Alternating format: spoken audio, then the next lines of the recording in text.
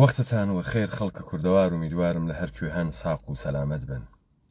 لە چوارچێوەی دیبێتەکانە پێشووترەوە کە من بەحسە مەقولەیە ئینتەرتێکسچوالەتیم کردووە گەرەکم بوو بێژم کە هیچ شتێ خەلق الساعە دروست ناکرێت و ئوسولاً مەسائلێک کێمە مەترەحیەکەین لە دیبێتەکانمانە احتیاجی هەست کە تۆ بۆ دەرکە ئەم مەفهومە بگەڕیت و دیبێتەکانە پێشووتر یا بگەڕیت و مراجعە بکەی بە زەخاویرە بیرۆکەی خۆت و حکمەتێکە فێر بووگی یا قسەهایی کە لە دیگەران کریاگە. بزانن ئەساسە جامعەیە بەشەری لەسەر داستان دانریاگە، لەسەر چیرۆک و ڕەوایەتێک کە خەڵکی باوەڕیان پێکردگە.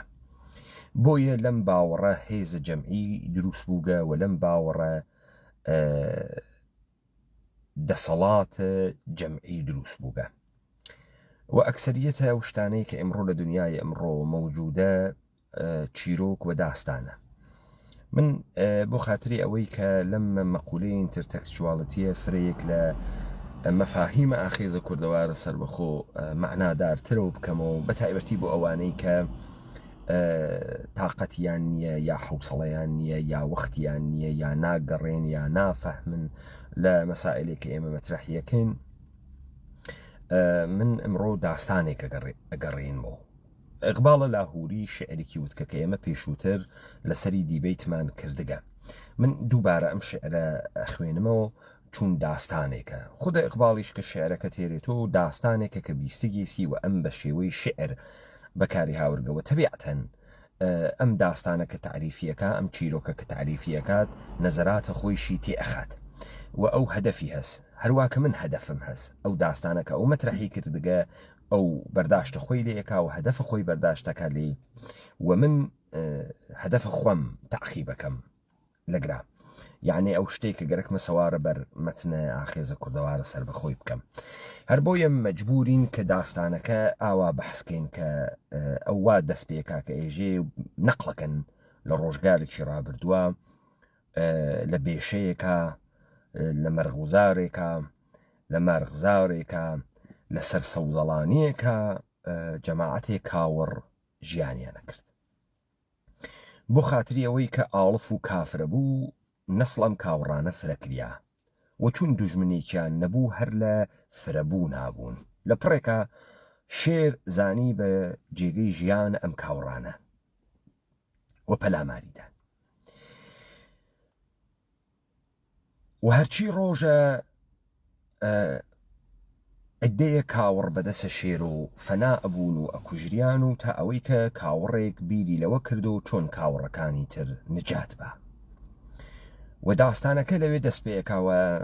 ئیقباڵە لاهووری نەزەراتە خۆی لە سوارە بەر ئەم داستانە ئەکا مقایسەی قودرەت ئەکات، مقایسەی خوی قودرەت ئەکات کە لە شێرا متجەلی ئەوێت و مقایسەی کاوڕ ئەکا و اتفاقێکە بەسەر شێرەکان تێت. تا حدێکی فرە و فراوان داستان و حکایەتە سەرزەمینە ئێمەس، حکایەتە کوردیەتە، حکایەتە ئەو خوەسەوا ئێمە وتمان تۆ لە شعرێکی فولکلۆرا بەناوە مردم گیان مردم تۆ بۆ کێ مردی بە زوان هەورامی بە شێوە کوردی. شێوەیە کوردی، خصڵەتە کوردی و کوردیەت چییە؟ واوەی کە ئێمە لە ناو دیبەیتەکانە پێشووترمانە فرەیەک مەسائلمان مەترەح کردگە کە کەسێک سەوادی نەوێت و ئاگاهیە بە تەکستەکانە پێشووتر نەوێت، ئاگاهیە بە معرفەتە جیهان نەوێت، نافەهمێت کە فلانە تێکس فلانە جملە بۆ بێژریا و نیاتە کەسانێک کە حملە ئەکەن بە مەتنە ئاخێزە سەربەخۆ چییە، کێن ئەم کەسانە کە دوژمنایەتی ئێمە ئەکەن. خۆ ئەمە بە زوانە یدیشە فارسیە و من بۆ ئەوانەی کە خەڵکی کوردەواری داگیرکریاگ لەلایەن کۆرپۆریشنە عێراقین و ئیمکانی هەست لە فارسی تێنەگەن، کاکسەرەتیان تێئەگەن و چون مستەڵەحەکان ئەکسەرەن عەرەبین و ئەوەی کە عەرەبی بزانێت حتمەن تێئەگالێ، بەڵام من هەر تحت اللەفزی دەفعەیە تەواوی خوێنمەوە و دەفعەیە کە تەفسیری ئەەکەم معنیشی ئەەکەمەوە کولیەتە داستانەکەمەوە.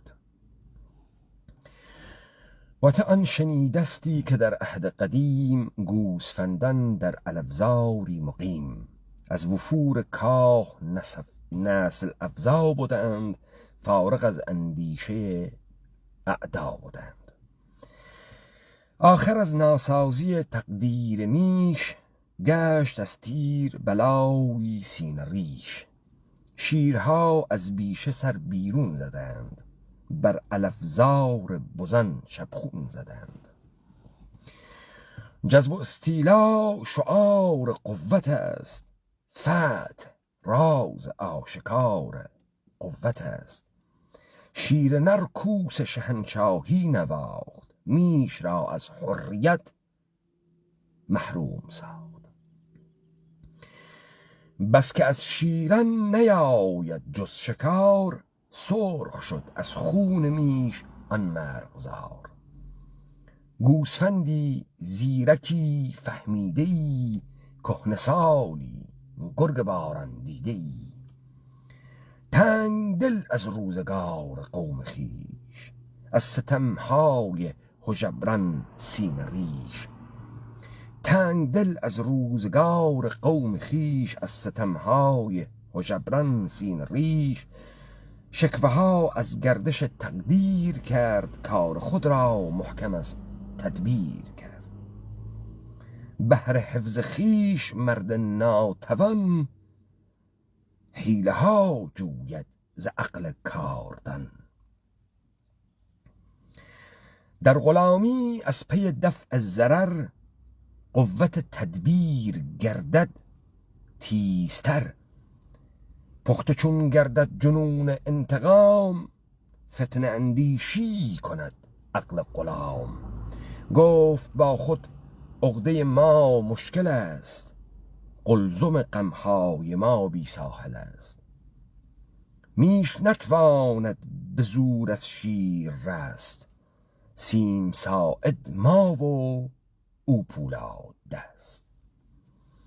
نیست ممکن که از کمال وعظ و پند، خوی گرگی آفریند گوسفند. شیر نر را میش کردن ممکن است، غافلش از خویش کردن ممکن است. صاحب آوازه الهام گشت، واعظ شیران خوناشام گشت. نعره زد ای قوم کذاب اشر، بی خبر از یوم نحس مستمر. مایه‌دار از قوت روحانیم، بهر شیران مرسل یزدانیم. دیده بی نور را نور آمدم، صاحب دستور و مأمور آمدم. توبه از اعمال نامحمود کن، توبه از اعمال نامحمود کن. ای زیان اندیش فکر سود کن. هر که باشد تند و زورآور شقیست، زندگی مستحکم از نفی خودیست. روح نیکان از علف یابد غذا، تارک اللحم است مقبول خدا. تیزی دندان تو را رسوا کند، دیده ادراک را اعمی کند. جنت از بهر ضعیفان است و بس، قوت از اسباب خسران است و بس. جستجوی عظمت و ستوت شر است، تنگ دستی از امارت خوشتر است. برق سوزن در کمین دانه نیست، دانه گر خرمن شود فرزانه نیست. ذره شو صحرا مشو گر عاقلی، تازه نور آفتابی برخوری. ای که می نازی به ذبح گوسفند، ذبح کن خود را که باشی ارجمند. زندگی را می کند ناپایدار، جبر و قهر و انتقام و اقتدار. سبزه پامال است و روید بار بار، خواب مرگ از دیده شوید بار بار. غافل از خود شو اگر فرزانه ای، گر ز خود غافل نه ای دیوانه ای. چشم بند و گوش بند و لب ببند، تا رسد فکر تو بر چرخ بلند. این الافزار جهان هیچ است هیچ، تو بر این موهوم ای نادان مپیچ. خیل شیر از سخت کوشی خسته بود، تو دل به ذوق تن پرستی بسته بود. آمدش این پند خواب آور پسند، خورد از خامی فسون گوسفند. آنکه کردی گوسفندان را شکار، کرد دین گوسفندی اختیار. با پلنگان سازگار آمد علف، گشت آخر گوهر شیری خزف. از علف آن تیزی دندان نماند، هیبت چشم شرارافشان نماند. دل به تدریج از میان سینه رفت، جوهر آینه از آینه رفت. آن جنون کوشش کامل نماند، آن تقاضای عمل در دل نماند. اقتدار و عزم و استقلال رفت، اعتبار و عزت و اقبال رفت. پنجه های آهنین بی زور شد، خوف جان سرمایه همت رو بود. پنجه های آهنین بی زور شد، مرده شد دلها و تنها گور شد. زور تن کاهید و خوف جان فزود، خوف جان سرمایه همت رو بود. صد مرض پیدا شد از بی همتی، کوته دستی بیدلی دون فطرتی. شیر بیدار از فسون میش خفت، شیر بیدار از فسون میش خفت. انحطاط خیش را تهذیب گفت. خب داستانەکە وا بوو کە من لە ئیبتداوە نەقڵم کرد. ئێژێت هەروە کە نەقلی کرد وتی کە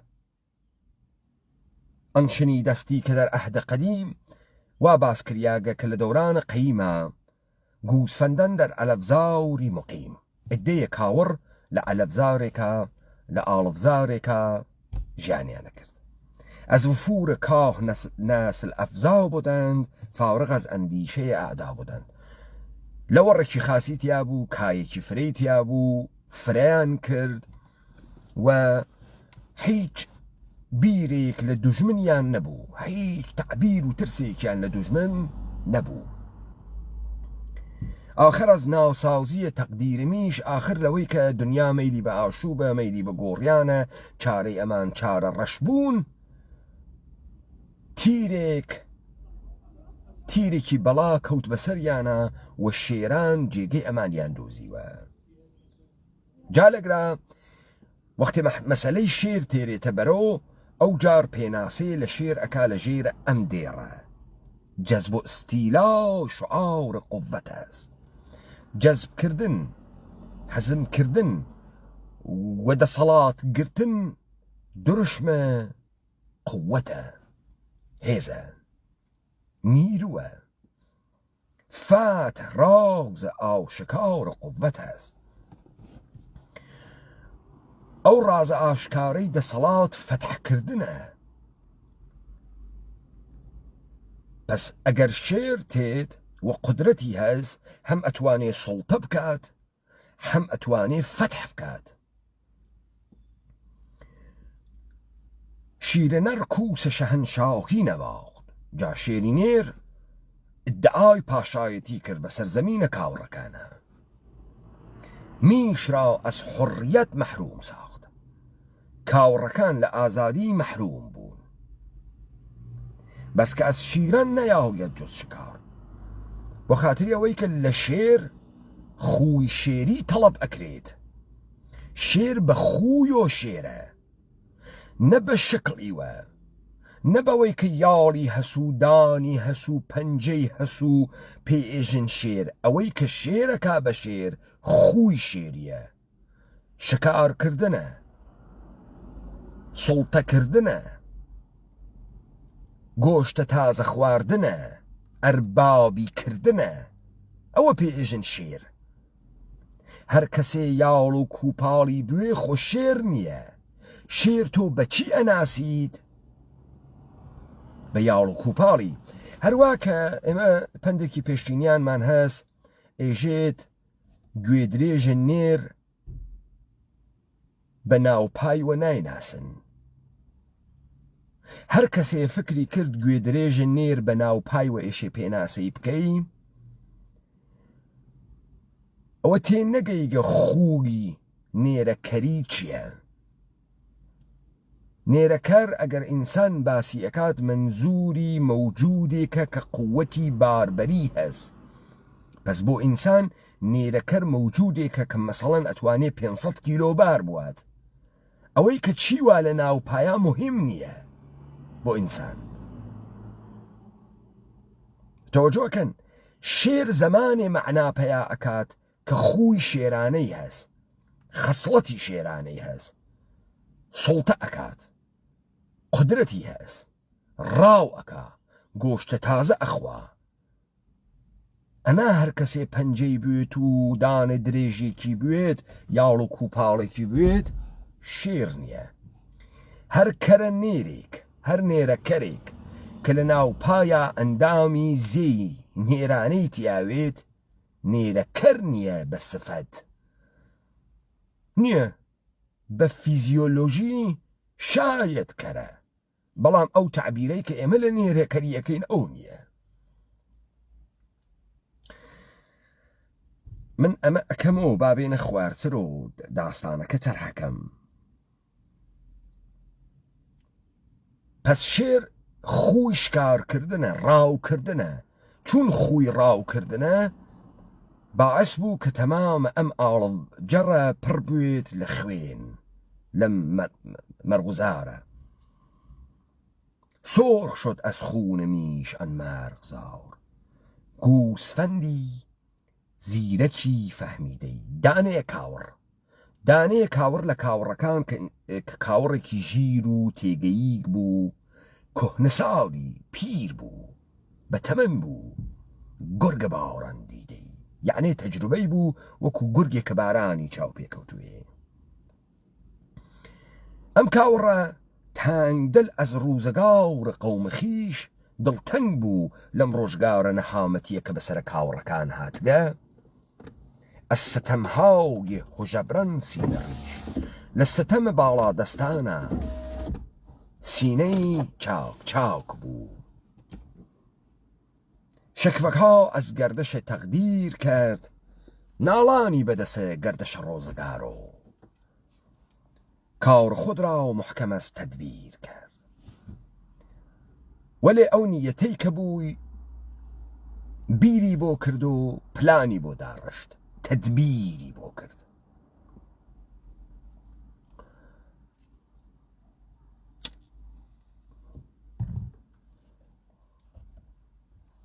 جا لەگرا پەیامێک ئەدات. پەیامەکە ئەمەسە. هەروە کە لەوێ وەختێ شێرەکان هاتن پەیامێکی داوتی قووەت چۆنە، جەزب و ئستیلا و شعارە قوڤەت است، فات رازە ئاشکارە قوڤەت است. لەگرا پەیامێکی تر ئەدا وەختێک کاوڕەکە گەرەکیسی لەگەڵ شێرەکانە دەربکەوێ فکری لێکاتەوە. لەگرا ئێژێ بەهرە حفظ خیش مردن ناوتەوان، حیلەها جوویەد ز عەقڵە کاردن. جایسە تۆ ئەفەمید ئێژێ بۆ ئەوەی کە پیای ناتەوان، پیایە کە زۆری نییە، پیایە کە شەهامەتی نییە، دلێری نییە، پیایە کە خووی و تەبع سەرداری نییە و ناتەوانە و بێدەسەڵاتە، ئەو جار شروع ئەکا بە حیلە، بە مەکر ئەدۆزێتۆ لە عەقڵیا، چون مەچەکە بازووی نییە. ئالەگرا تۆ بە نوکتەیە پێی ئەوەی بەو نوکتە کە با ئێدامێ بدەم تێمە سەریم. در غلامی از پی دفع الضرر قوت تدبیر گردد تیزتر. اجا انسان وقتی اسیره، وقتی غلامه، وقتی کویلس بۆ خاتری ئەوەی بمێنێتەوە لە کۆیلەیە لە بینی نەوە نەیکوژن. قووەتە عەقڵی، قووەتە تەدبیر و پلانی تیشتر ئەوێ. وەکو چی؟ وەکو ئەوەی کە ئەکسەریەتە مردمانێک کە بێدەسەڵاتن و بەردەن ئەزانن چی نێژن کە ئەرباب حەزی پێ ناکە، ئەزانن چی بێژن ئەرباب حەزی پێیەکە، ئەزانن کامە ڕەفتار نەکەن، بۆیە خۆیان دەست ئەدەن بە سانسۆرکردنە خۆیان. ئەمە لە ژیریان وتێت چون گەرەکیانە بمێنێنەوە. شعاریشیان ئەوێ بەوەی کە زەرنگ ئەوەسەوە ئەمێنێتەوە. تەوەجۆکەن خۆب ئیستا ئەو پەیامە ئەدا کە ئینسانە بێدەسەڵات، ئینسانە ناتەوان ئەڕوات چارە لە عەقڵی بگرێت بۆ خاتری ئەوەی بمێنێتەوە لە بینینەوەن. پوختە چون گردد جنون انتقام، وەختی خاسێ بکوڵێت و جێ بکەوێت جنون شێتیە ئەم تۆڵە سندنەوە، فتنە ئەندیشی کند عەقڵە قوڵاو، فتنە دروست ئەکات عەقڵە ئینسانە بەردە. گفت وتی با خود عقدەی ما مشکل است، وتی گرەی کارەکەی ئێمە، بربەستەکەی ئێمە فرە سەختە، مشکڵە. قلزم غەمهای ما بی ساحل است، دەریای غەمەکانە ئێمە کەنارەی نییە. میش نەتوانێت بزور از شیر ڕست، کاوڕ ناتوانێ وە زۆر چارە شێر بکات، ڕزگار بوێ لە دەسی. سیم ساعد ما و ئەو پولاد دەست، مەچەکەکانە ئێمە ناسکن و دەستە ئەو پۆڵایینە، چاری ناکەین، چاری ناکەین.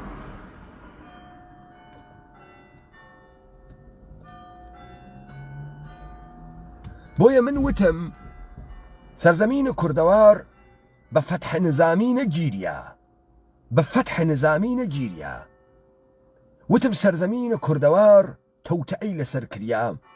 لە ماوەی 300 ساڵە ڕابردووە سەرزەمینە کوردەواریان مەرحەلە بە مەرحەلە، پلان بە پلان هاور دەبەرەوە، چون مەچەکە ئێمە پۆڵاین بوو، چاری نەکریا. بە سوار و بە بڕنە و بە تفەنگی سەرپڕ و بە گواستنەوەی هێز سەرزەمینە کوردەوار فەتح نەکریا، بۆ هیچ هێزێ فەتح نەکریا. من بارها وتم ملیۆنێ کاوڕ چارە گورگێ ناکە، نایکات. پس ئیستا کاوڕ ئەزانێت بە نقطە زەعفە خۆی پەی برگە، من شەڕە زۆر ناتوانم بکەم تەکە شێرە، بۆ لەبەر خاتری ئەوەی مەچەکە ئێمە ناسکە، مەچەکە شێر پۆڵایینە. دەی وەختی تۆ ئەزانی مەچەکە شێر پۆڵایینە چۆن ئەڕۆیتە ژوورۆ بۆی، چۆن ئەڕۆیتە ژوورۆ بۆی. ئیسە لە گرامەتراهیەکە نیست ممکن کەس کەماڵە ڤەعز و پەند، خووی گورگی ئافرینەت گوسفەند. لەگرا خەریکەوە خۆی ئێژێت ممکن نییە کە بە حکمە کەماڵ و معنەویەت و وەعزکردن و پەنددان و سخنڕانی کردن و نەسیحەتکردن لە کاوڕا خوی گورگی دروستکەی. ئیمکانی نییە بە قسەکردن و بە وەعزکردن و بە وەعدەدان کاوڕ بکەیتە گورگ. کاوڕ ناوێتەوە گورگ، هەزار وەعدەی پێ بدەی ناوێتەوە گورگ، هەزاران جار داستان و چیرۆکی بۆ تعریفکەی ناوێتەوە گورگ. بۆیە ئەکسەریەت جامعە کە نەقش و خوویە کاوڕیان گرتگە بە هیچ وەعزێک، بە هیچ پندێک ناونۆ گورگ، کاکە ناونۆ گورگ، کاوڕن. و ئەمە ئەزانێت خودە کاوڕەکە، ئەمە ئەزانێت کە تۆ ناتوانیت بە پند و بە نەسیحەت و بە چیرۆک و بە داستان و ئەمانەی کە خویان کاوڕیە، کاوڕن، ڕەعیەتن، هاڕیاگن، کۆیلەن، تۆ ناتوانی کۆیلە بە قیام دەعوەتکەی. کۆیلە ناوێت تۆ ئەرباب، خوی کۆیلەی واتیە. بە قسەکردن و بە وەعز و بە قسەکردن و نەسیحەت و ئەمانە ناوێتە ئەرباب. وەلێ چه ئیمکانێکی هەست؟ وا لە بیرتانە من لە دیبەیتەکانە وتم بۆ گەلە کۆمەتان کرد لە بەگەکان کەنە ڕەعیەت؟ ئەی بۆ ڕەعیەتەکانتان گشتی نەکردە بەگ؟ چون ڕەعیەت و نەسیحەت و پەند خو ناوێت و بەگ ناوێت. وەلێ دەگرا بەحسەکە شیرە نەڕاو میشکردن ممکن است، وەلێ ئەتوانی شێرە نێر بکەیتە کاوەڕ، ئەتوانی بکەیتە کاوەڕ. قافلش از خیش کردن ممکن است، ئەما ئەتوانی شێرە نێر لە خۆی بکەیتە کاوەڕ و لە خۆی غافڵی بکەی.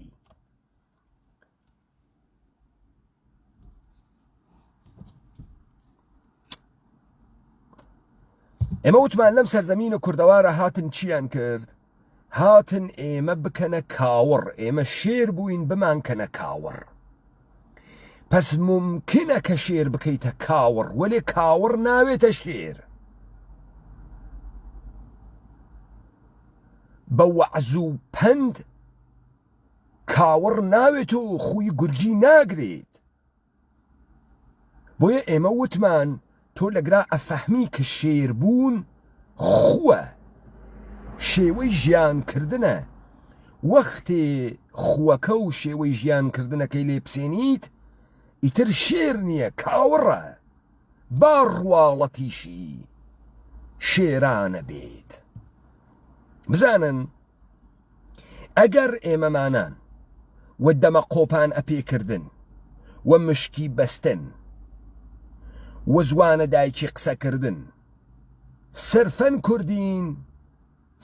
کوردین ئەمە دەسی نەخواردگە شیکتریش بووگە کەوا پانتۆڵە خاستری شەکەیتە بەرێت. وەلێ کورد خۆ فەقەت شێوازەکەی و شێوەی پوششەکەی و قسەکردنەکەی نییە، کوردیەت خووە، خسڵەتە، شێوەی ژیانکردنە. وەختێ لێت سند و کورد نەماگە. وەکو ئەوەی کە شێر وەختێک هەر یاڵ و کوپاڵیشی هەس و هەر دانیشی هەس و هەر پەنجەیشی هەس، وەختێ ئیتر شکار ناکە، وەختێ ئیتر سوڵتان نییە، وەختێ ئیتر سەروەر نییە، شێر نییە، کاوڕە. خۆ ئەمە ئێدامە دەین. ئێستا کاورایی کاوەڕ ساحب ئاوازەیە ئیلهام گەشت. قاو داکەوت پێغەمەرێ کاوەڕ هاتگە وەحی پێەکرێت، ئیلهامی بۆ تێت. وەکو چی؟ وەکو ئەوەی کە فلانە کەس لە دانشگای کەمبریجۆ دەرسی خوێنگە، لە دانشگای ئەکسفۆردۆ دەرسی خوێندگە، لە دانشگای سۆربۆنۆ دەرسی خوێندگە، لە دانشگای UCLA دەرسی خوێندگە. ئیلهامی بۆ هاتکە پسپۆڕە، متەخەسسە، ڕەوشەن فکرە، کتێوی سەفتە کردگە، جایزەی نۆبلی بردگە سۆ، فلان مرکزە ئەکادمیک فلانە جایزەی پێداگە. ئیستا قاو داکەوت ئەم کاوڕە بووگەس و پێغەمەر وەحی بۆ تێت. قاو داکەوت.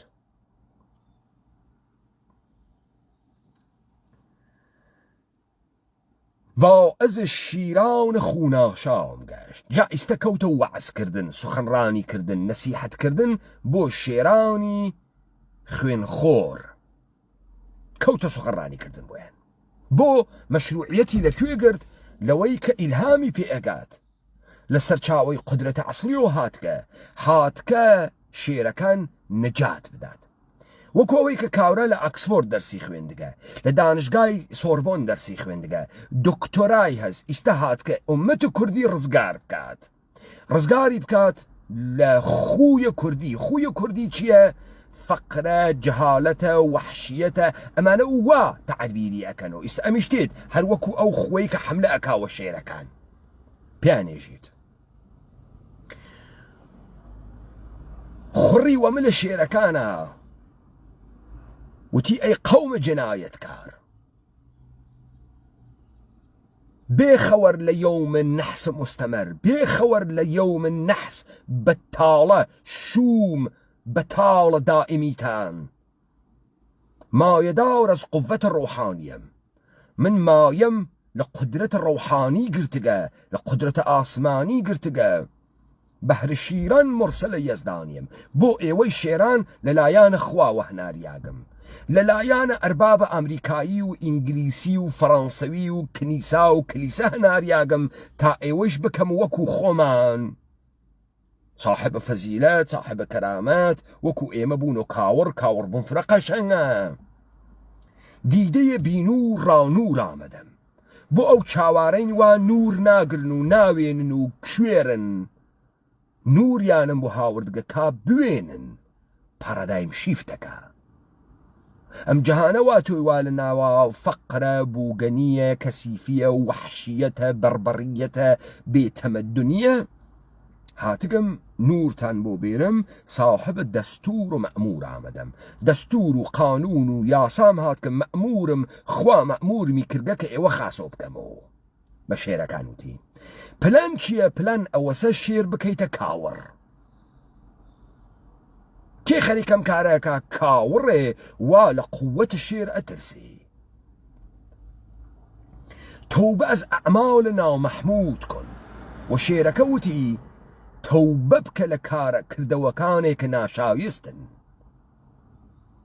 توبه بک ويسنابي أنا واتشينا شايسته. أي زياوننديش فكر سود كن أي كاوراي تباهي أي كاوراي خسران كر أي كاوراي كحتمام أقل دوال شوين خسران وزررا بير لبرجواندي بكرو برجواندي فكر سود كن سود استفادة بير لو بكرو هركبا شد تند و زوراور شقیست. هر که تو رسو زوری هز بی رحمه شقیه شقاوتمنده بی رحمه. زندگی مستحکم از نفی خودیست. جیان زمان پایدار امینه تو که تو خوی خود بگوری. تو اشی خود نفی کی تو اشي تفكي لخوات تا بميني تو اوي كتا استبوجي خراوة فرخراوة برو تباهي ادوات بيبي قورة تا بميني مدرة سلطان مكة زوردار موا حزب تفن مكة حزب كشتن دجمن مكة لبرام بر دجمنا مويسة اشتخراويكا نابود دكا لبين دوا استبلانك أوابو كشيركان كاتكاور واتو الروح النيكان از ألف يابد قزا روحي إنساني قورة روحي إنسانيات أمانيته ما فمروف لآلف خواردن للصلح طلبيتيت صلح طلبوه آشتي خوازوه ماف خوازوه قين بيل الشر قين بيل خوين آوا روح انسان خاصد هستو روح نيكان بخواردن آلف تقزية اويد خوراك اقريد ديده ادراك را اعما کند چاو بینین تو قولتر اکا آلف خواردن گوشت مخو ترک گوشت بکه تا روحت گوره بی وکو انسانهای نیک وكو خاسكان تيزي دندن ترى رسوا كند ام زورداري تو ام تيجي دانت رسواتك زورداري فرش تخراويك دي جنة از بحر ضعيفة ونستو بس بهشت جيجي ضعيفانه فقير و تهالدرياق و كويلو مستضعف و امانه قوة از اسباب خسران است و بس هز لسبب كان لبين چونه قوت لە سەبەبەکانە لە بینچوونە. ئەو شتانەی کە شێر هەسی گشتی خراوە، قوەتی هەز، دانی هەز، پەنجەی هەز، گۆشتەخوا گشتی خراوە. گشتی بەعاسەوی ڕۆحە تۆ گەورە نەوێت، جۆزە خاسان نەوید، نەمێنەی تۆ، ئەمانە گشتی خراون، ئەمانە بەعاسەوی تۆ لە بین بچیت.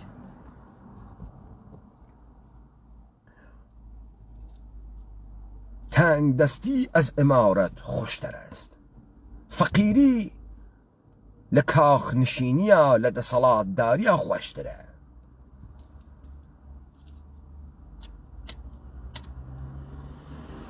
وتی قەسەمە ئەدەم تووبی ئیلاهی دەروێشی وەشەنیا پادشاهی. فەقیری خۆشترە، دەروێشی خۆشترە، خاسترە. بەرقە سوزان دەرکەمینە دانە نیست، هەورە تریشقەی سووتێنەر کوڕی نەگر کەسۆ بۆ یەکدانە تۆم، یەکدانە تۆم نایسووتێنێت. هەورە تریشقەی لە ئاسمانگا بێت تۆ یەکدانە تۆمی ناسووتی. دانە گەر خەرمەن شەوەت فەرزانە نیست، وەلی یەکدانە تۆم بێت تۆ خەرمانێ لە تۆم هیچ فەرزانەگیەکی تیا نییە، هیچ شتە خاسێک نییە. ئەسڵەن ناوێت هێز کۆ بۆیێت و ئێوە ئیشی تاک تاکون. بۆیە ئێمە لە دیڤەیتەکانە وتمان نظامە سوڵتە ئێوە تاکە کاتۆ. لە ساختارە کۆنەکانتانە دەرتان تێری، لە پەیوەندە خوێنی، لە پەیوەندە قەومی، لە پەیوەندە سەرزەمینی، لە پەیوەندە داستانی و چیرۆکی دەرتان تێری. ڕەوایەتە کە هێزە بە ئومەتە کوردیەدا چ بوو کوردیەت بوو، هات بچووکی کرد و کردی بە قەوم، قەومەکەشی بێتعریف هێشتۆ. بەشێکی فرە لە سەرزەمین و کوردەوارەیە مەیبرد، تاکمانی کردو. تاک زەڕەشە و سەحرا مەشە و گەر ئاقلی، بوەرە دانەیە ڕێخ مەوەرە بیاوان. ئەگەر ئاقلی پان و بەرین مەوەرە و بۆرە یەکدانە ڕێخ، تا بتوانی خۆت لە خۆرە لە نور خۆر بپارێزی. ببەخشن تا بتوانی لە نور خۆر بخۆی، تا بتوانی لە نور خۆر بگری.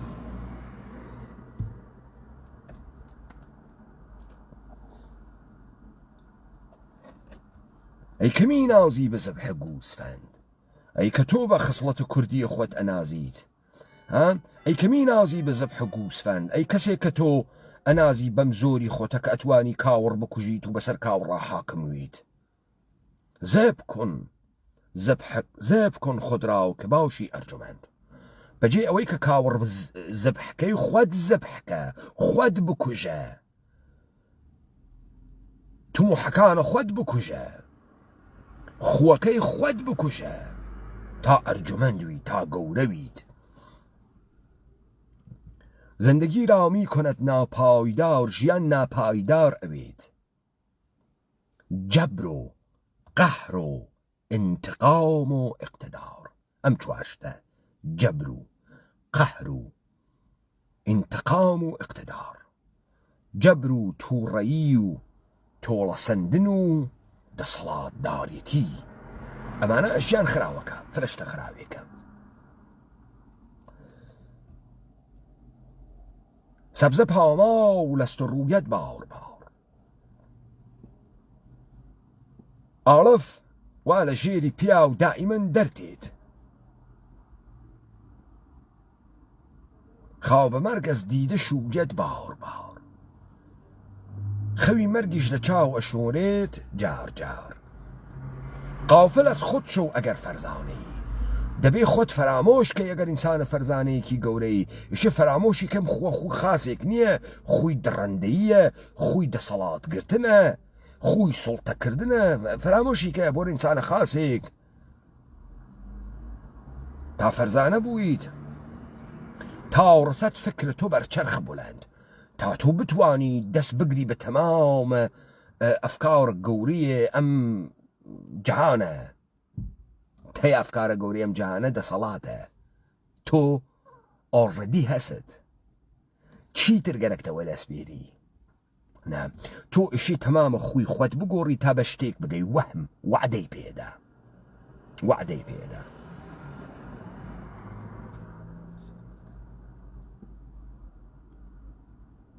گەرز خۆت قافڵ نەئی دیڤاونەئی ئەگەر لە خۆت غافڵ نەوی شێتی یەشێ خۆت غافڵکەی یەخوات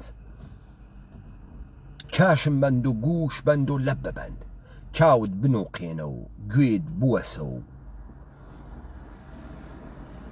دەمت داخە تا ڕاحەت بووی تا ڕسەت تا بەرین و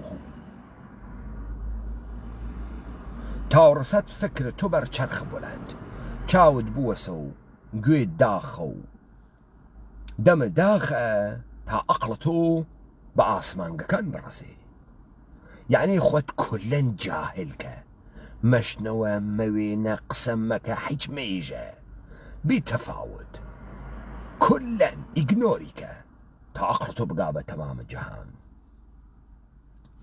كلن خليك الراميكا دستمويكا إن ألف زاور الجهان هيج هستا هيج أم أعرف جر الجهان هيج نية تبرين موهوم أي نادن ما بيج تدل خوشمك أي إنسان الجاهل أي شير الجاهل بم توهمه بم وهمه حشنيه ام علفزار جهانه چیه بد بی خیالی إذا هدفي چیه هدفي امسه شیر لشکار کردن دست بکشید هدفي اوسه ایتر کاور نخوا ای چی بخوا ببرو اعلف بخو شیر بچو اعلف بخو مقام الروحانيت بيا اكي مقام القوري بيا اكي دسو چرخ اقاد مدرة سلطان مكا قورا موا شير موا بورا كاور جيانا كاوري خيل جيانا خوشيكا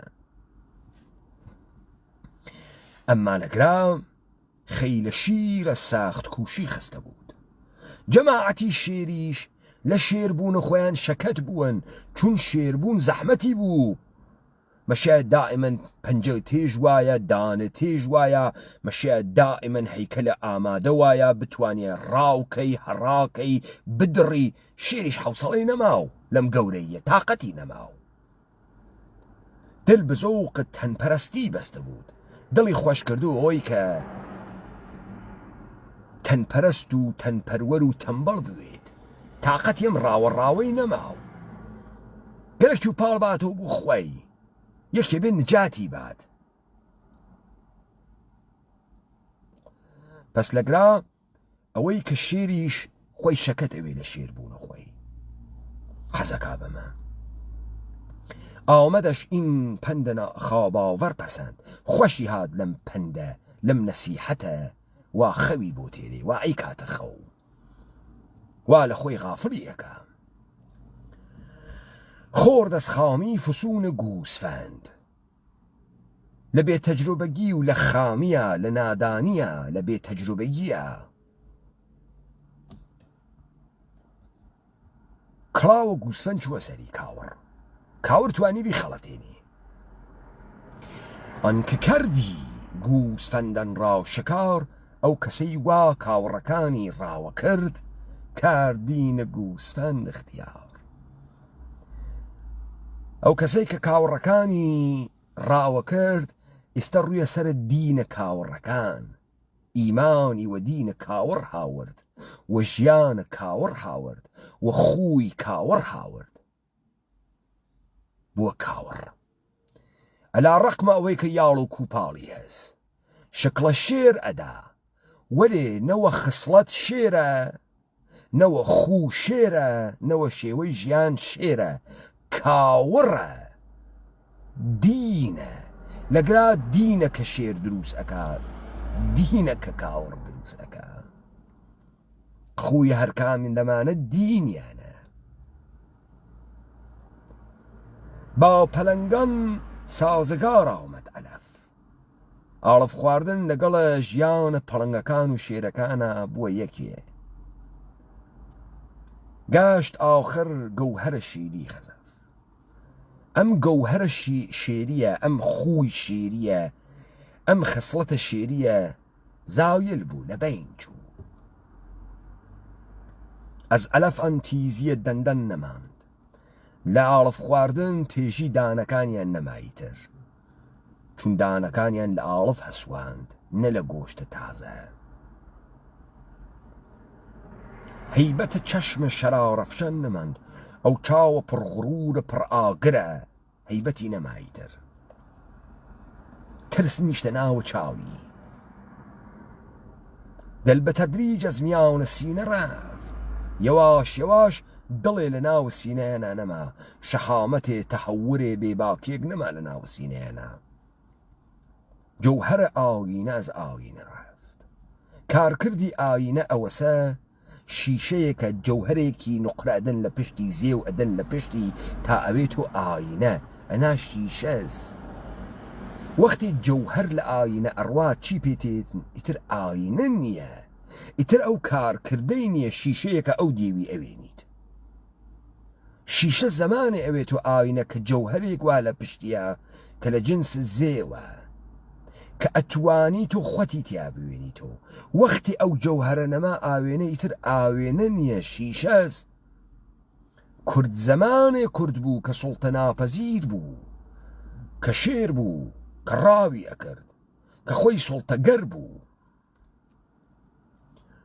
و هیچ کاوەڕێ نەیەتوانی سوڵتەی بەسەرەوە بکە وەختی شێر کەوتە ئاڵەف خواردن وەختی شێر کەوتە تەهزیبە نەفسە خۆی وەختی شێر کەوتە گۆڕینە خووی خۆی بۆیە من وتم سوورپێسەکان وتیانم چەرمک پێسانە هاتکن خووی ئێمە بگۆڕن ئێمە سوورپێسین ئاپاچین چون خومان واسە ئێواتکن خومان بگۆڕن و ئێمە ناڕۆینە ژێرە بارە گۆڕینە خو ئێمە بە خومان و بە خەسڵەتمان و بە شێوەی ژیانمان سوورپێسین پس لەگرا وەختی جەوهەر لە قەی ئاوێنە نامێنەی ئیتر ئاوێنە معنای نییە ئاوێنەیەک نییە وەختی خسڵەتە کوردیەت نامێنێ کوردێک ئیتر نییە و دەمە قۆپان لە پێکردن و خەڵکە فڵانە شاربوون و وەزوانە دایکی قسەکردن کوردی بوون نییە خۆ شێرەکە یاڵە کوپاڵی ماگە دانەکەیشی ماگە شکڵە شێریش ئەدا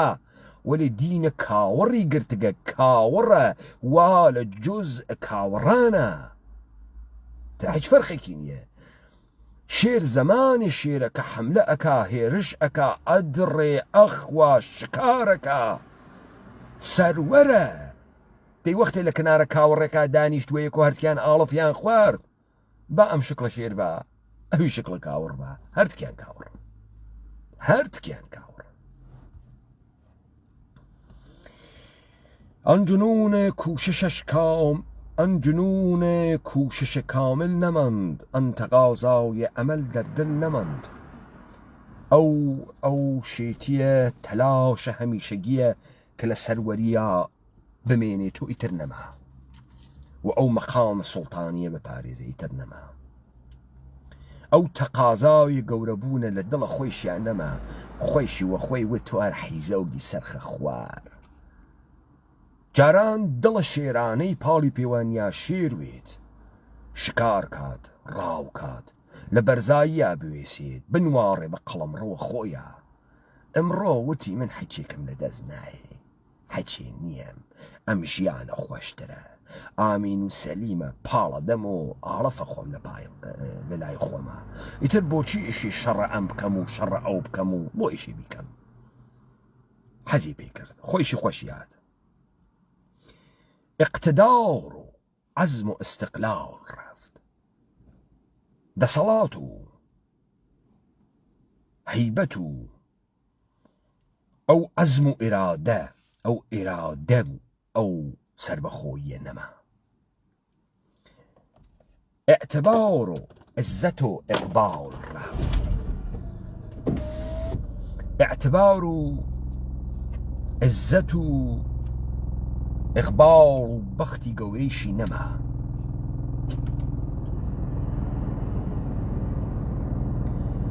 پەنجەهای ئاهەنین بیزوو شد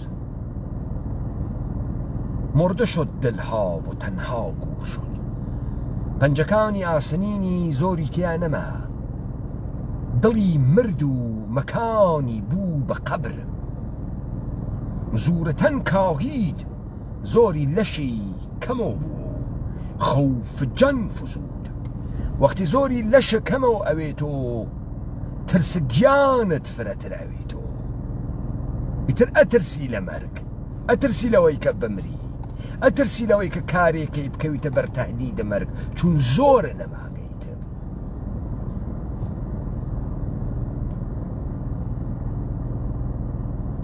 زورتن کاهید و خوفجن فزود، خوفجن سرمایه همت رهود. زۆری لەشی کەم بوو، ترسە گیانی فرە کرد و ترس گیانیش سرمایەی همت و ئیرادەی تیا کوشت. سەد مەرەز پەیدا شد از بی همەتی، سەد دانە مەرەز پەیدا بوو لە بێ همەتی و بێ ئێرادەیە. چی بوونە مەرەزانە؟ یەکێکیان کوتە دەستی، یعنی فەقیری، بیدلی، ترسە زاوری، دوم فترەتی سەخیف بوون، بەچکە ڕعیەت بوون، بەچکە کۆیلە بوون. دروست بووتیە چون زۆری نەما. شیر بیدار از فسون میش خفت، شێرە بێداور لە حیلەت و مەکرە کاوڕا خەفت، خەوی پیاکەوت. انحتاط خیش را تهذیب گفت، بە نابودی خۆی، بە انحتاط خۆی، بە نابودی خۆی وتی تهذیب پاک بووگمۆ، تهذیب نفسم پیا کردگە ژیرۆ بووگمۆ. ئەم داستانەوێت و چی؟ تۆ لە مەقولەی ئینتەرتێکسچوالەتیا بەکوێ ئەگەی؟ بەمەی کە خویە ئینسانە کوردی بوو کە ئینسانە کوردی دروست ئەکرد.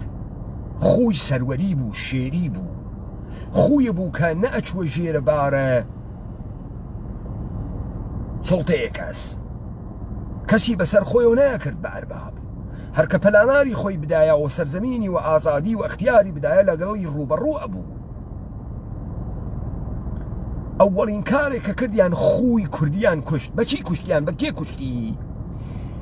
پێغەمبەرە کاوڕ کوشتی. کێ بوون ئەمانە؟ تەحسیل کردەگان بوون. هاتن وتیان چی بکەن؟ وتیان ئەمە کەی وەزعە، پیاک بۆچی ئێشێ حەزی لە تفەنگ وێت، پیاک ئێشێ بۆچی بۆی باروت بە، بۆی باروت خراوە، شەڕ خراوە، ئەمانە وەحشین وا شەڕ ئەکەن، وەحشین وا حەزیان لە ئەسڵە حەز، وەحشین وا خۆشیان لە ڕاوتێت، ئەمانە وەحشین ئینسان نیەن، ئینسان کامل، ئینسان ڕەوحانی، ئینسانیەت وا لە ئەوە تۆ گۆشت نەخۆی، ڕاو نەکەی، تەقەی تفەنگ نەکەی، ئێشێ بۆی ئوتکۆڵۆنێ لێبێ، نەبۆی باروت، ئێشێ قەڵەم بکەیتە گیرفانە، نە ئەسڵحە بوەسیتە لاقت. ئەمە شعارە پێغەمبەرە کاوەڕ بوو، هاتوو ئێمە بکاتە کاوەڕ. ئێمە گشتمان بەرە شەکەت بووین لە کوردیە خۆمان، دەستمان لێ هەڵگرت.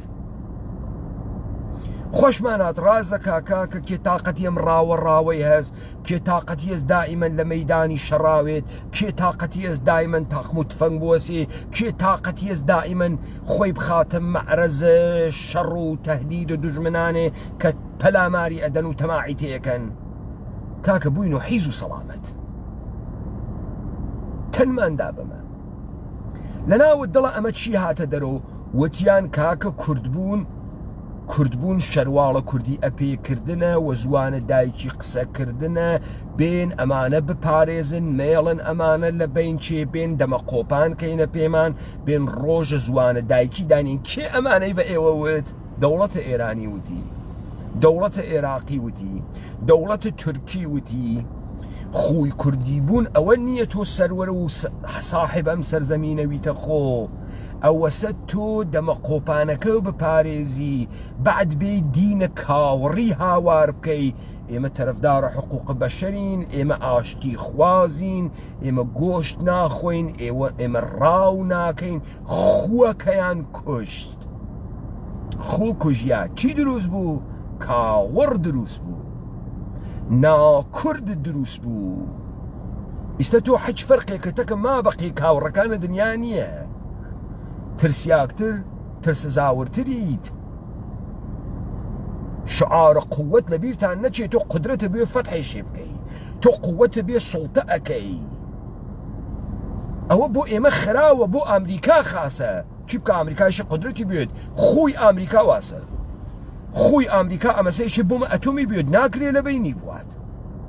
چۆنەوێت ئەمریکا شێرە و ئەمریکا سوڵتانە و ئەمریکا چۆنەوێت ئەسلحەی ئەتۆمی لەبین بوات چۆن ئەوێ کۆنتڕۆڵە دەریاکان لەدەست با ناکرێت ئەمریکا شێرە وەلێ ئێمە لە ماڵەکەی خۆمان ئێمە کاوڕین قەی ناکا پێمان بەرناخوا ئەمریکا با بێت لە ناوە سەرزەمینە ئێمە پایگای نظامی دروستکە و شێرە ئەمە کاوڕین چون ئێمە وەکو ئەوان نین خوانەکە وەکو ئەوان وین ئێمە کاوڕین حەز و ئاڵەفەکەین ئێمە ئینسان ڕۆشن فکرین حەز لە ئۆمانیزمەکەین ئۆمانیتەکەین حەز لە حقوق بەشەرەکەین قینمان تێ لە شار تف لە ئەسلحە فرشتە گەنیکە وەلێ ئەمریکا ڕۆژانە ملیاردها دۆلار ئەسلحە تەولید دەکا ئەنوا و ئەقسامە ئەسلحە تەولید دەکا قەی ناکە ئەمریکا شێرە ئێمە کاوەڕین دێ قبولکەن کاوەڕین قبولکەن کاوەڕن بۆیە من وەختە لە دیبەیتەکانە ئەژم ئێوە گەلە کۆمەتان کردگەن لە ئێمە سەخیفمان کەن وەکو خۆتان ئێوە مشتێک کاوەڕن کە هاتگن خووی کوردیەتە ئێمە بگۆڕن گەلە کۆمەی دنیامان لێ بکەن ئێمە ناڕۆینە دواوە ئەکسەریەتە کاوەڕ ئێمە ناواتە دواوە ئەوانەی واتێن باسە مافە مرۆڤ ئەکەن و خەباتە مەدەنی ئەکەن و باسە گۆڕانە دەرپێ و مافە ژن ئەکەن ئەمانە پێغەمەرە کاوەڕن دینە کاوەڕیان هاورگە وەعزی ئەکەن بۆ ئێمە لەبەرەوەی خومان بگۆڕێت لەبەرەوەی خسڵەتمان بگۆڕێت گشتمان ئەمڕۆوە دینە کاوەڕی دەرهاتکین ئەربابانە دنیا ئەربابن وەلێ ئێمە لە کوردیەت کەوتین ئێمە بووینە شکڵە کاوڕەکان کوردیەتێ لە ئێمە نەماگەیتر شێرێک ڕاو ناکە شێرێکە سوڵتان نییە شێرێکە گۆشتە تازە ناخوا شێرێکە پەنجەی قەوی نییە شێرێکە دانە تێژی نییە شێر نییە کاوڕە تۆکەی کوردی بۆیە ئێمە وەختی حملەمان کردوە دەمە قۆپان وە زوانە دایکیە و کەسێک کە قسەی پێکاوەگەرە کێسی ئەمانە بە عنوانە شێربوون بە ئێمە بفرۆشێتەوە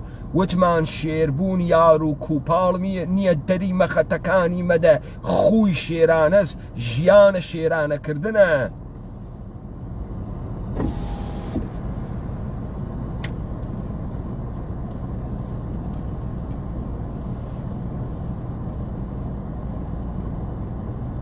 تۆ اتفاقی لەم سەرزەمینە ئەوێنیت گەلە کۆمەی مشتێک کاوڕ گەلە کۆمەی جەهانیەک کە نظامە سوڵتەیە کە هێزی نەبوو چارە ئێمە بکات هات ئێمەی خەساند تا کۆنتڕۆڵمان کە ئیستا اتفاقێکی تریش کەوتگە حەل لە ناوە سەرزەمینە کوردەوارە عدەیە کە هەنووس خوی شێریان واتیان ماگەسۆ و گشتی کاوەڕکریا گەلە کۆمەی لێ ئەکەن لێ بسێنەوە بۆیە من وتم بۆچی ئێوە پەلامارە بەگێکتان دابیکەنە ڕعیەت بۆچی نەتانگەرەک و گشتی ڕایەتەکان کەنە بەک تۆ ئەگەر ئەو تێکستە نەزانی لەمە حاڵیت ناوێت ئەوەی ئمڕۆ حەز بە ئاشتی خوازی ئەکات لە حیزیوە لە تەجاوز پێکریاگیوە لە کۆیلەبوونۆ لە ئاڵەف خواردنۆ لە بێزۆریوە لە ترسیاگیوە لە ترسە گیانیوە کە ناتوانێت سەروەری سەختە حیفزیکەی سەروەری شمشێرە لە دەستی گەرەکە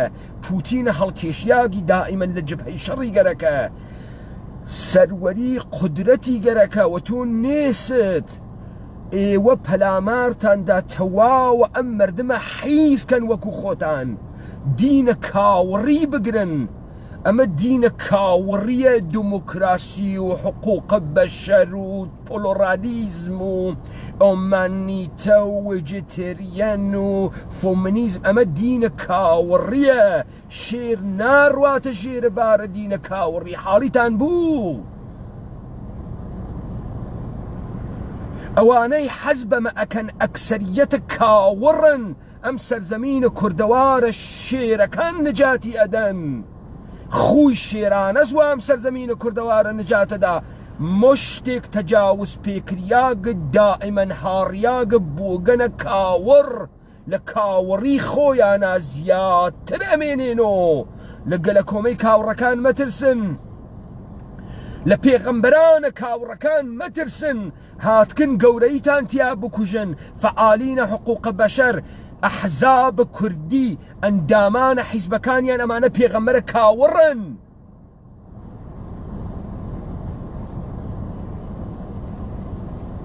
ئەوانەی وا زوانبازی ئەکەن ئەوانەی وا دەمەقۆپان ئەپارێزن تۆ بە تەمامە وجود تۆ من پێتم وت تەجاوزە پێکریاگە سەرزەمینە بریاگە خوی کوردیتیان نەماگە پانە کردگە سۆ سوارە منە بووگن دەریغ لە نەعرەیەک دەریغ لە پەنجەیەک بیوەشێنیت دەمەقۆپانی ئەکەیتە پات وەکو کاوڕ خەریکی ئەلەوەڕیت بەلغورە دینە کاوەڕی ئەەکەی و ئیدعا ئەەکەی لەنەوەی شێرماگی تۆ ئیدعا ئەەکەی کوردی نەتۆ دەمێکە کورد نەماگی تۆ دەمێکە ئەم کوردیەتە لە بین چووگە ئێوە وە دینە کاوەڕی دەرهاتگن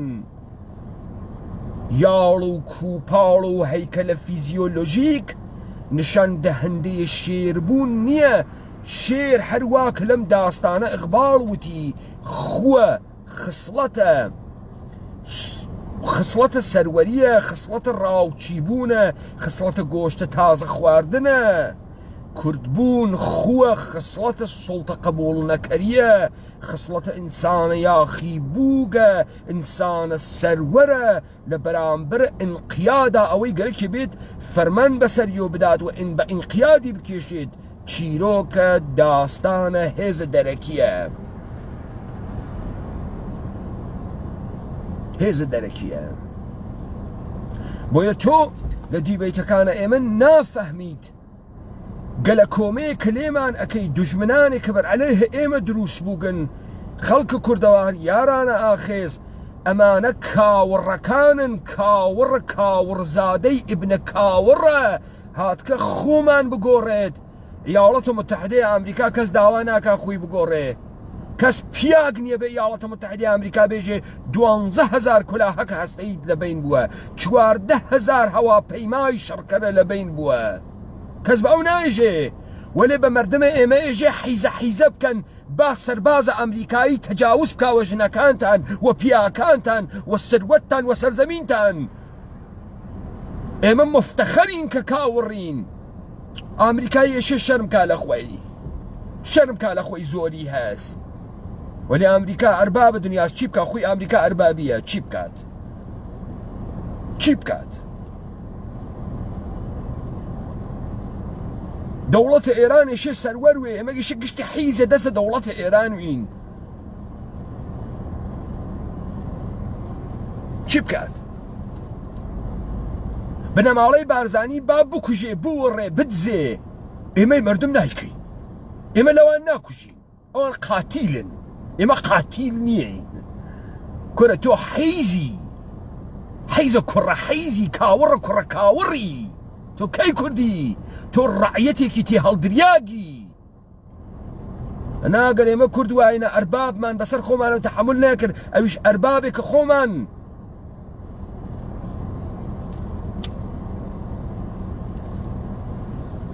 هەڵمان نەبژار بۆمانیان هاوردکە وە سوارە من لە ئێمەیان کردگە ئەوەی کەوتە حیزە گیان خۆشەویستیشە ئەوەی کەوتە حیزە تەوجیه تێرێتەوە بۆ حیزەکەی خۆی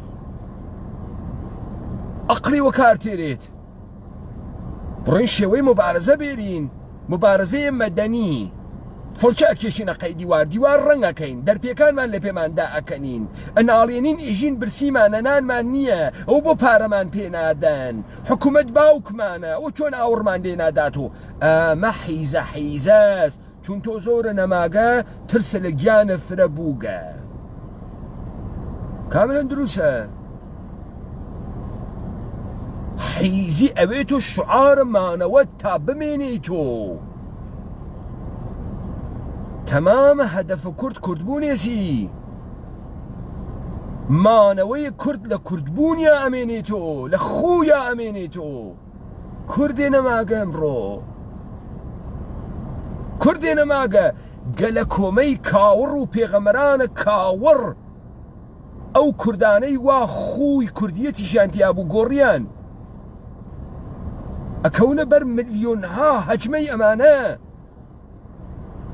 لە ژێرە ناوە تەهزیب نەفس و معنەویەت و چۆلەکەبوونە ئیسلام و چۆلەکەبوونە محەممەد و چۆلەکەبوونە بەشەر و ئۆمانیتە و چۆلەکەبوونە حقوق بەشەر و مافە مرۆڤ و تەوەجۆ فەرمونون ئەمە ئەو اتفاقەسە لە سەرزەمینە مەکەوتکەن بەڵام حەج کەسێ یەخەبە یاڵەتە متحدەیە ئەمریکا ناگرێ بێژێت تۆ بۆ بۆمبەفکەنەکانە بی 52 لە هەر کوێ ئەم دنیامەی لە دوێتوانی پیادەی کەی بە بەرمەلایەن بۆم بڕژێنی تۆ سەریا چون یاڵەتە متحدەی ئەمریکا شێرە یاڵەتە متحدەی ئەمریکا بۆمبەفکەنی نەوێ ئەسلحەی نەوێ چەکە نەوەوی نەوێت چەکە کوشتارە جەمعی نەوێ خۆ یاڵەتە متحدەی ئەمریکا نییە ئەمریکا بەبێ 52 ئەمریکاس ئەمریکا بە چەکە نەوەوی و ئەمریکاس ئەنا حەیزێکە وەکو ما بەقیەوە حیزکریاگەکانە تر جەهان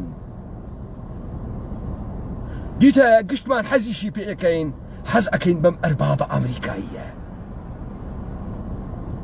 حەز ئەەکەین بە تەمامە قودرەتمان و خوی کوردی ئەکوتین وەلێ شکۆی ئەمریکایی ئەپەرستین ئەرباب قابل پەرستشە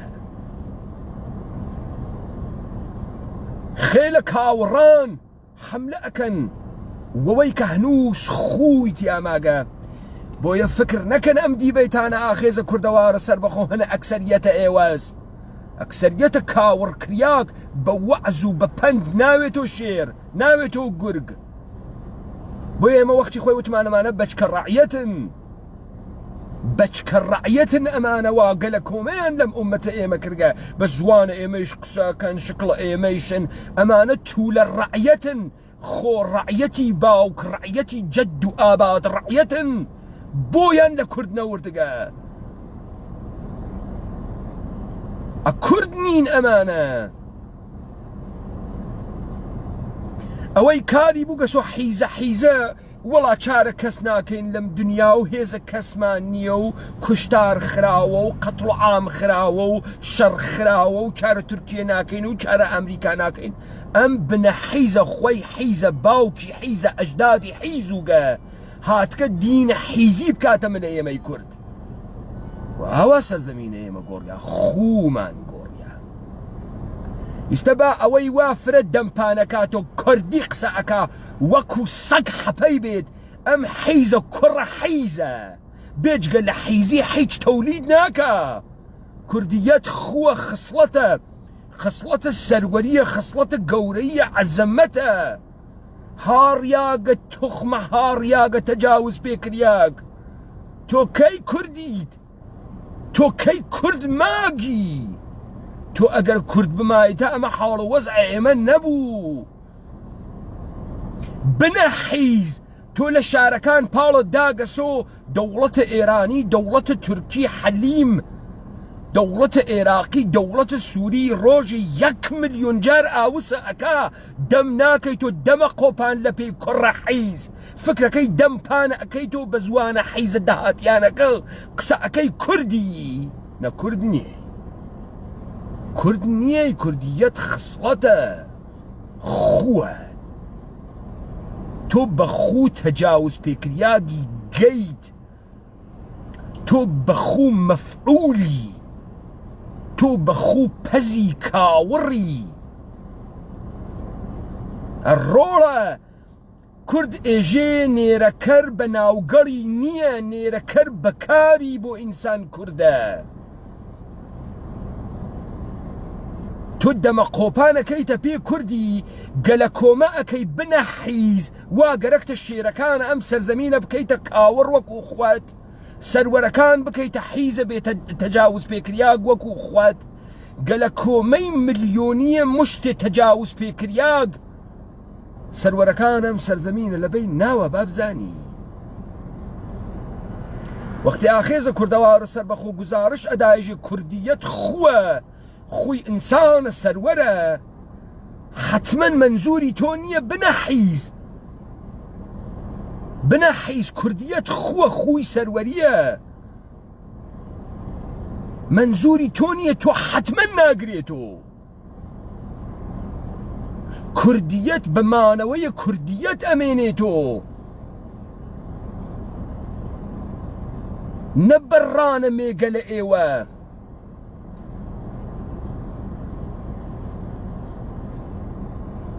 طبيعة تو أمنا فهمي وندقرك بفهمي چون تو حيز كرياغي تجاوز في كرياغا تو هيزتيا نماغا تو داننية چنغنية تو هيتو فقدنا وقلق كقابلة تجاوزة حيشكي ترنيي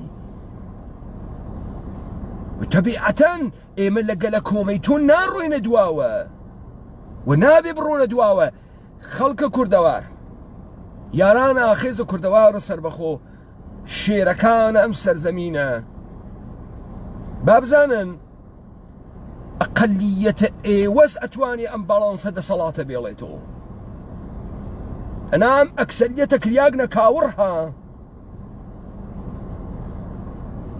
أم أكثرية قشتي ودينا كاوري درهات كنها قال كومي دمقوبان وتوهين أكي بدمقوبان مانو توهين أكي وزوان حيز مانو توهين أكي وموجوديات كرة حيز كرة حيز تو دنيا سوار بوغا بو من زوان در هاورقا تو زوان در نهاورقا بيدفاع لوجود حيز اخوات بكي لبرامبر منا تو زوان در هاورقا كرديتك لوجود ايما متبلور بوغا بيكوشيت تو لما قينتي بويا تو دجمن هناردكتي تو دولة ايران هناردكتي دولة تركيا هناردكتي حليم هناردكتي تا ايما مانان دم كتكي منفعت كرد الدمقوبان لبيس واه شكل كرد ادا بوغن ولا تجاوز بكرياغا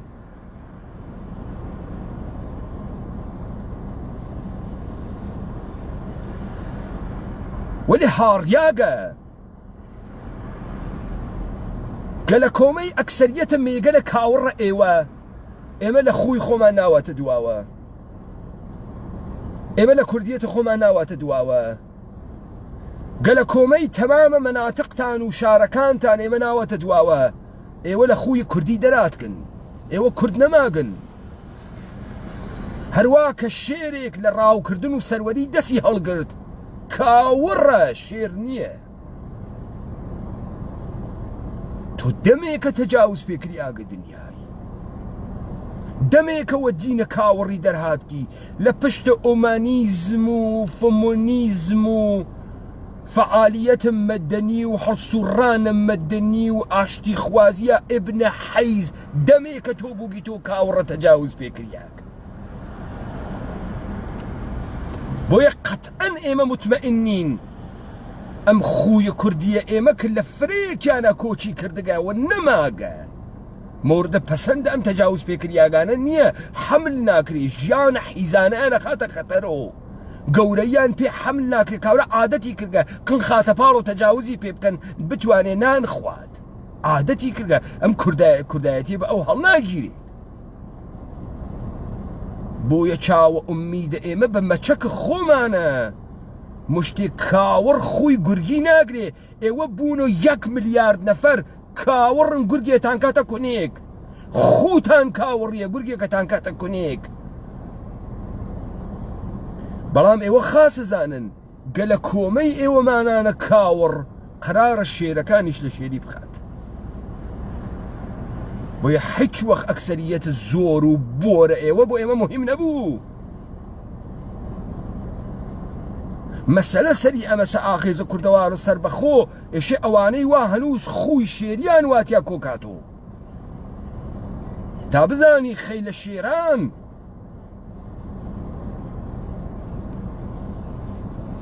خيل الشيران تسليم تانكا خيل الشيران ودار تانكات ياك اعتراف بكاوري خوات بكي يا بيتنا وخيل الشيران بويا تو دس هالناقري لدما قوبان وزوانيا كردي دس لي هالناقري چون او منفعتك بيدا موجوديتك بيدا حيزة حيزك توجيهكاتو ئەمە خولاسەیەک بوو لەو دیبەیتە وەختێک ئێژی تۆ ئێشێت تەکستەکانە پێشووتر بزانی تا بفەهمیم کەلامە ئێمە لەکوێ تێتە دەرەوە، تا بفەهمی گەلە کۆمەی مشتێک گەوا باوک تحتە ناوە کوردبازی ئێشێ ئێوە نەواتە دواوە، ئەوانە کاوڕە توخمە کاوەڕن، تەجاوز پێکریاگن، بەردەن وا دینە بەردەییان هاورگە بە ئێمەی بدەن، وەلێ لە بەرامبەرە ئەربابە کە ئامریکاش حیجی نەسیحەتێکیان نییە بیکەن. تۆ ناوێنێ ئێمە لە تەزاهوراتێ بکەن جنبشێ بخەنە ڕێبەر ئەلەهی وڵاتە متحدەی ئەمریکا بێژن ئەمریکا خەلع سلاحەکەی. چۆن نەکری ئەمریکا خەلع سلاحەکەی؟ ئەمریکا شێرە، خصڵەتە شێریش سەروەریکردنە. ئەمریکا ناوێ بەرژەوەندی بکەوێتە خەتەر، بەرژەوەندی ئەمریکا کەوتکە خەتەر. ئەی بەرژەوەندیەکەی تۆ گەماڵ باوکچی هەرچی ڕۆژەکەوێتە خەتەر، بەرژەوەندی هەرماگە. ئەی تۆ چۆن وەخت نەتەکان نادەی بۆ بەرژەوەندی خوات، وەلێ ئەمریکا لە هەر کوێی دنیا بەرژەوەندی بکەوێتە خەتەر حزور پەیاکە.